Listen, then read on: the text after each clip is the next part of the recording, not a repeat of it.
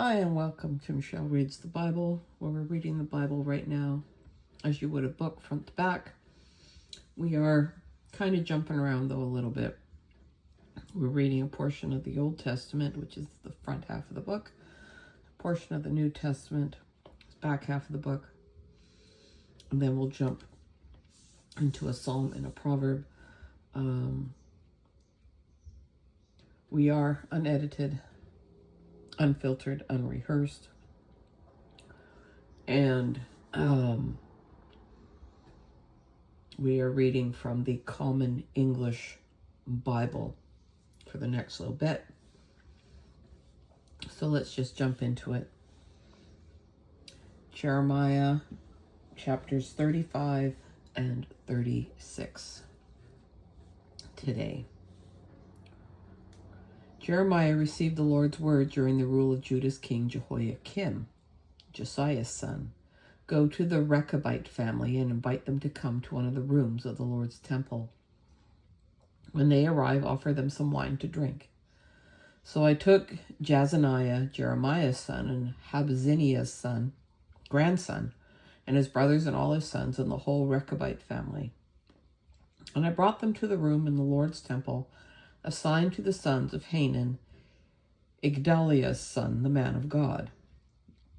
The room was next to the one used by the chief officers, and right above the room of Messiah, Shallum's son, the temple doorkeeper. Then I set bowls full of wine before the Rechabites, along with several cups. And I said to them, have some. But they refused. We don't drink wine because of our ancestor Jonadab. Rechab's son commanded us, you and your children are never to drink wine. Nor are you to build your own houses or plant gardens and vineyards. Rather, you are to always dwell in tents, so that you may live a long time in the fertile land you pass through. We have obeyed everything our ancestor Jonadab, Rechab's son, commanded us. No one in our household, including our wives and children, has ever had wine. And we haven't built houses to live in or had vineyards, fields, or crops. We have lived in tents and done everything our ancestor Jonadab commanded us. But when Babylon's king Nebuchadnezzar invaded the country, we said we better go to Jerusalem to escape the Babylonian and Aramean armies. And that's why we're here in Jerusalem. Then the Lord's word came to Jeremiah, the Lord of heavenly forces, the God of Israel, proclaims, go and tell the people of Judah and those who live in Jerusalem, can't you learn a lesson about what it means to obey me, declares the Lord? Jonadab, Rechab's son, commanded his descendants not to drink wine, and to this very day they have not drunk wine, obeying their ancestors' instruction. But I have spoken to you again and again, and you haven't listened to me. I have sent you all my servants, the prophets, time and again, saying, each of you turn from your evil ways and reform your actions. Don't worship or serve other gods. Then you may live in the fertile land I gave to you and your ancestors. But you haven't paid attention or listened to me. The descendants of Jonadab, Rechab's son, have thoroughly obeyed their ancestor, but this people have not listened to me. Therefore, this is what the Lord of heavenly forces, the God of Israel, says. I'm going to bring upon the people of Judah and all those who live in Jerusalem the disaster I pronounced against them, because they wouldn't listen to me or respond when I called. Then Jeremiah said to the Rechabite family, the Lord of heavenly forces, the God of Israel, proclaims, because you have obeyed all of Jonadab's instructions, and you have done everything he commanded you, the Lord of heavenly forces, the God of Israel, proclaims, Jonadab, Rechab's son, will always have a descendant that stands before me. In the 4th year of Judah's king Jehoiakim, Josiah's son, the word came to Jeremiah from the Lord. Take a scroll and write in it all the words I have spoken to you concerning Israel, Judah, and all the nations from the time of Josiah until today. Perhaps when the people of Judah hear about every disaster I intend to bring upon them, they will turn from their evil ways, and I will forgive their wrongdoing and sins. So Jeremiah sent for Baruch, Neriah's son. As Jeremiah dictated all the words that the Lord had spoken to him, Baruch wrote them in the scroll. Then Jeremiah told Baruch, I'm confined here and can't go to the Lord's temple. So you go to the temple on the next day of fasting and read the Lord's words from the scroll that I have dictated to you. Read them so that all the people in the temple can hear them, as well as all the Judeans who have come from their towns. If they turn from their evil ways, perhaps the Lord will hear their prayers. The Lord has threatened them with fierce anger. Baruch, Neriah's son, did everything the prophet Jeremiah instructed him. He read all the Lord's words from the scroll in the temple. In the 9th month of the 5th year of Judah's king Jehoiakim, Josiah's son, all the people in Jerusalem and all those who had come from Judean towns observed a fast for the Lord in Jerusalem. Then Baruch read Jeremiah's words from the scroll to all the people in the Lord's temple. He read them in the chamber of Gemariah, Shaphan the scribe's son, in the upper courtyard near the entrance of the new gate of the Lord's temple. When Micaiah, Gemariah's son and Shaphan's grandson, heard all the Lord's words from the scroll, he went down to the scribe's chamber at the royal palace. There he found all the officials meeting together: Elishama the scribe, Delaiah, Shemaiah's son, Elnathan, Akbor's son, Gemariah, Shaphan's son, Zedekiah, Hananiah's son, and all the other officials. Micaiah told them the words he heard Baruch read from the scroll before the people. Then all the officials sent Jehudi, Netaniah's son, and Shelemiah's grandson, and Cushi's great-grandson to Baruch. Oh my word, all these names. Take the scroll you read to the people and come with me.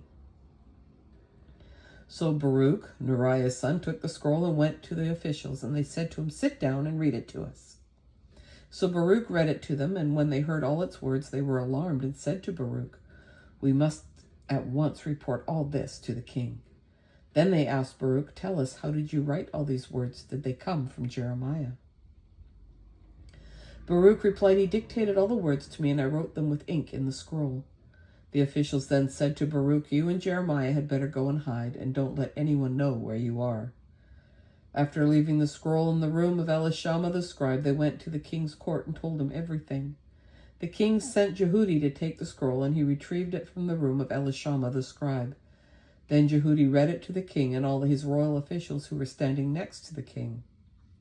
Now it was the 9th month, and the king was staying in the winterized part of the palace, with the fire pot burning near him. And whenever Jehudi read 3 or 4 columns of the scroll, the king would cut them off with a scribe's knife and throw them into the fire pot until the whole scroll was burned up.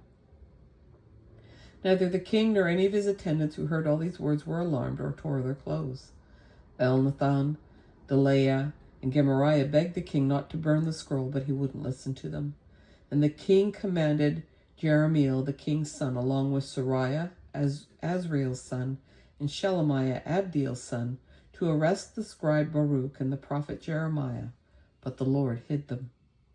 The Lord's word came to Jeremiah after the king had burned the scroll containing the words written by Baruch at Jeremiah's dictation. Get another scroll and write in it all the words that were in the first scroll that Judah's king Jehoiakim burned.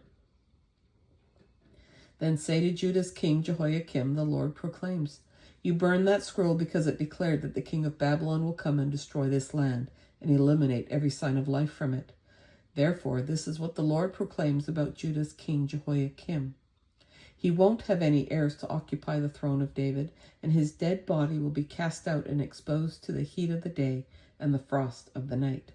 I will punish him and his family and his attendants for their wrongdoing. I will bring upon them, as well as the residents of Jerusalem and the people of Judah, every disaster I pronounced against them. But they wouldn't listen. So Jeremiah took another scroll and gave it to the scribe Baruch, Neriah's son, who wrote at Jeremiah's dictation. All the words in the scroll burned in the fire by Judah's king Jehoiakim. Many similar words were added to them. Oh, my dude. Stiff-necked. All right, 1 Timothy chapter 5. Here we go. Don't correct an older man, but encourage him like he's your father, and treat younger men like your brothers. Treat older women like your mother, and treat younger women like your sisters with appropriate respect.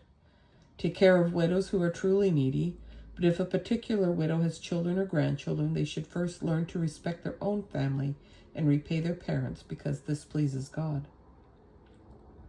A widow who is truly needy and all alone puts her hope in God and keeps on going with requests and prayers day and night.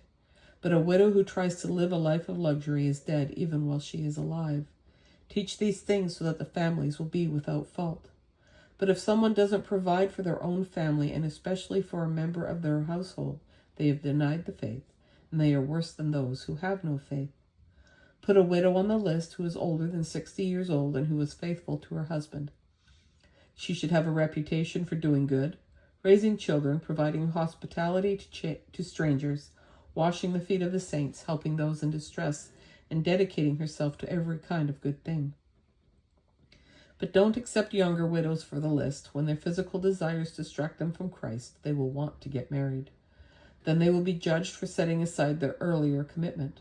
Also, they learn to be lazy by going from house to house. They are not only lazy, but they also become gossips and busybodies, talking about things they shouldn't. So I want younger widows to marry, have children, and manage their homes, so that they won't give the enemy any reason to slander us. Some have already turned away to follow Satan, and if any woman who is a believer has widows in her family, she should take care of them and not burden the church, so that it can help other widows who are truly needy. Elders who lead well should be paid double, especially those who work with public speaking and teaching. The scripture says, "Don't put a muzzle on an ox while it treads grain," and workers deserve their pay. Don't accept an accusation made against an elder unless it is confirmed by 2 or 3 witnesses. Discipline those who are sinning in front of everyone so that all the others will be afraid. I charge you before God and Christ Jesus and the elect angels to follow these practices without bias and without playing favorites. Don't rush to commission anyone to leadership, and don't participate in the sins of others. Keep yourself morally pure. Don't drink water anymore, but use a little wine because of your stomach problems and your frequent illnesses. The sins of some people are obvious, and the sins are judged before the people must face judgment, but the sins of other people show up later. In the same way, the good that people do is also obvious and can't be hidden. All right, we're going to pop back into Psalm 89. We're going to read another portion of it, and we'll finish it tomorrow. So we'll pick it up at verse 14, and we'll read through verse 37. Your throne is built on righteousness and justice. Loyal love and faithfulness stand before you, in front of you. The people who know the celebratory shout are truly happy. They walk in the light of your presence, Lord. They rejoice in your name all day long and are uplifted by your righteousness, because you are the splendor of their strength. By your favor you make us strong, because our shield is the Lord's own. Our King belongs to the Holy One of Israel. Once you spoke in a vision to your faithful servants. I placed a crown on a strong man. I raised up someone especially chosen from the people. I discovered my servant David. I anointed him with my holy oil. My hand will sustain him. Yes, my arm will strengthen him. No enemy will oppress him. No wicked person will make him suffer. I will crush all his foes in front of him. I will strike down all those who hate him. My faithfulness and my loyal love will be with him, and he will be strengthened by my name. I will set his hand on the sea. I will set his strong hand on the rivers. He will cry out to me, "You are my Father, my God, the rock of my salvation." Yes, I'll make him the one born first. I'll make him the high king of all earth's kings. I will always guard my loyal love toward him. My covenant with him will last forever. I will establish his dynasty for all time. His throne will last as long as heaven does. But if his children ever abandon my instructions, stop following my rules, if they treat my statutes like dirt, stop keeping my commandments, then I will punish their sin with a stick, and I will punish their wrongdoing with a severe beating. But even then I won't withdraw my loyal love from him. I won't betray my faithfulness. I won't break my covenant. I won't renege on what crossed my lips. By my own holiness I've sworn one thing: I will not lie to David. His dynasty will last forever. His throne will be like the sun, always before me. It will be securely established forever, like the moon, a faithful witness in the sky. And Proverbs 25, verses 25 to 27. Good news from a distant land is like cold water for a weary person. A righteous person giving into the wicked is like a contaminated spring or a polluted fountain. Eating too much honey isn't good, nor is it appropriate to seek honor. And that is our reading for October 20, 2025. Thanks for joining me. I hope you're having a great day, and I hope I'll see you on the next one. Take care, and bye for now.